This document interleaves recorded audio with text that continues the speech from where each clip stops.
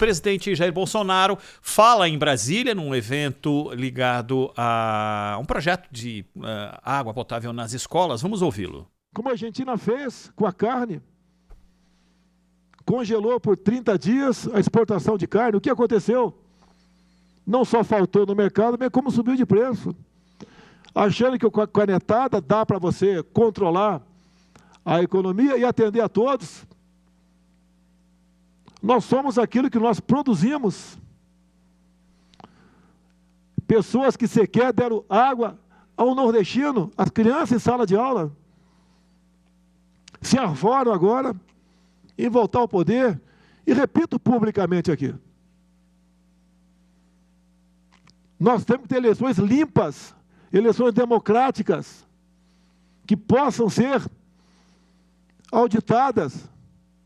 Alguém tem dúvida que outros países têm interesse no Brasil, nessa grande fazenda? Como alguns governadores se comportam ao tratar de outro poderoso país? Como vassalos, como capacho? Se um desses ocupar o Planalto Central um dia, o que faz em seu estado vai fazer no Brasil. Todos vocês, todos nós vamos pagar essa conta. Tem que ter cautela, cuidado com as palavras. O inimigo está aí. O risco está aí.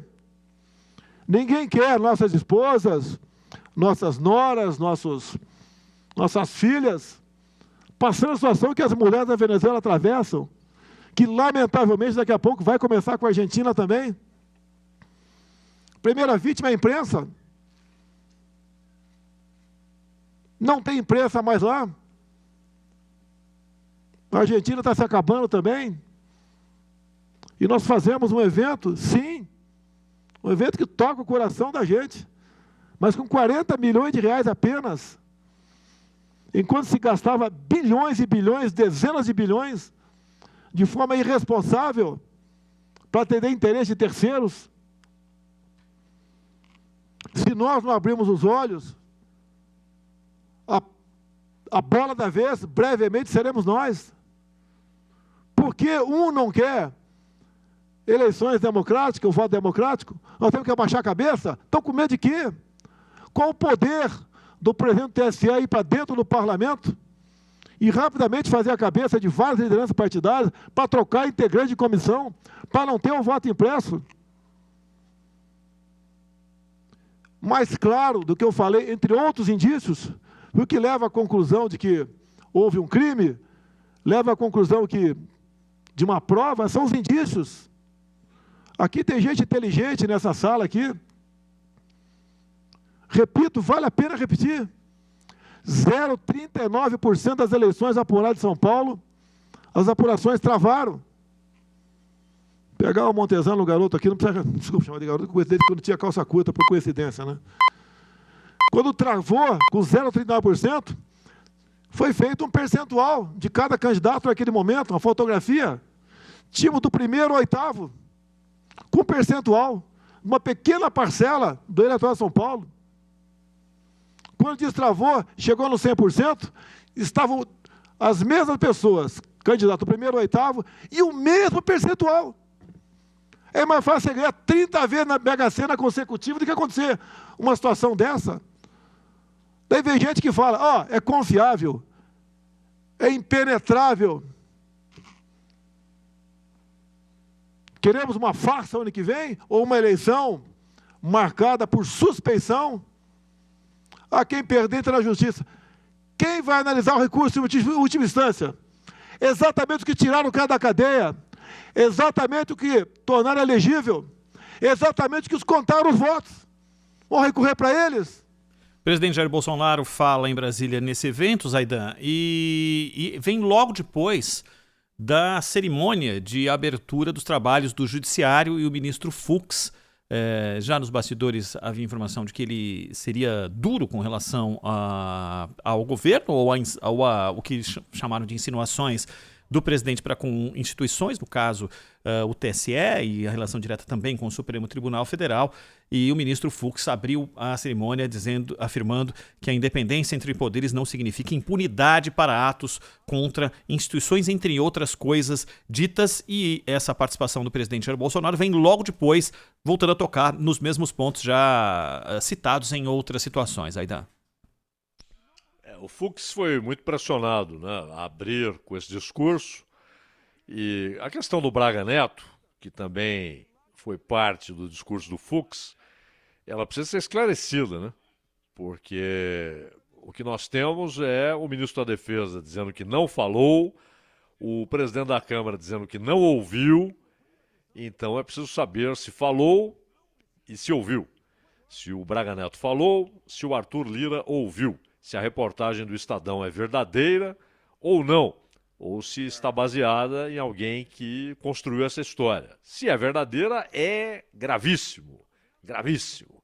Se não é verdadeira, a gravidade da situação está em outro ponto. Você tem uma reportagem que mexe, inclusive, com a discussão sobre a defesa da democracia, e ela precisa ter base. Ela não pode ser jogada ali no papel ou na tela de maneira irresponsável.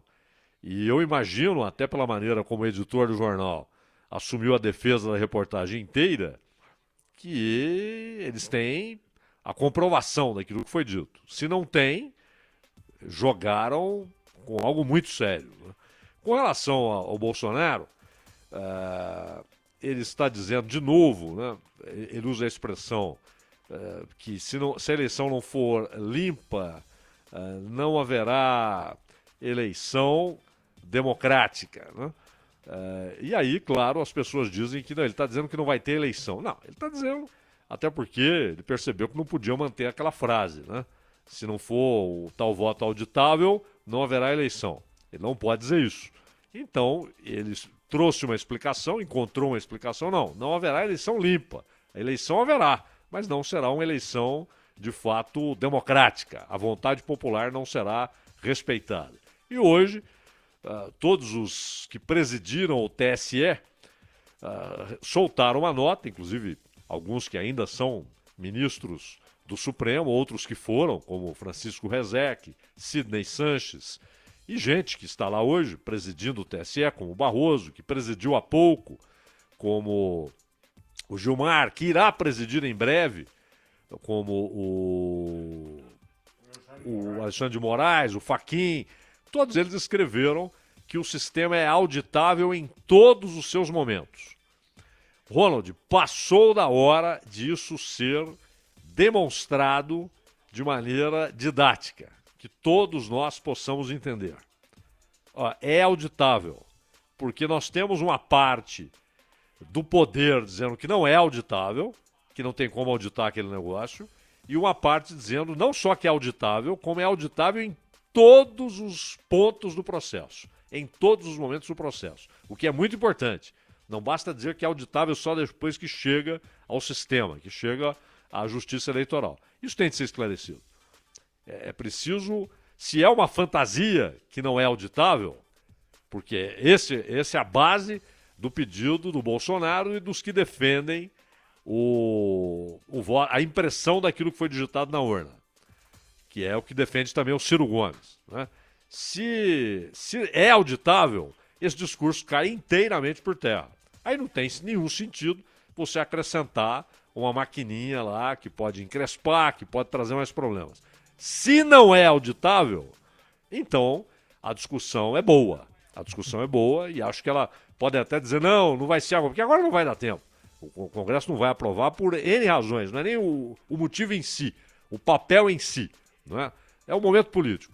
Podem aprovar para 2024, que é a eleição municipal, podem aprovar para 2026, coisa que o valha. Mas é preciso que alguém demonstre de maneira didática para a população brasileira, para o eleitor brasileiro, que o voto, não o voto, né, mas a apuração é auditável, que é possível auditar se o resultado final corresponde àquilo que o eleitor digitou. Isso é fundamental. E esse quebra-pau do Bolsonaro com o Supremo vai continuar, né? Não é ele já chamou o Barroso de imbecil. Lá no Supremo ele já foi chamado de fascista pelo próprio Fachin recentemente. Todo mundo passou do ponto, né? E ele, de novo, hoje passou do ponto nessas referências pessoais aos ministros, mas o Supremo também tem passado do ponto a usar alguns adjetivos.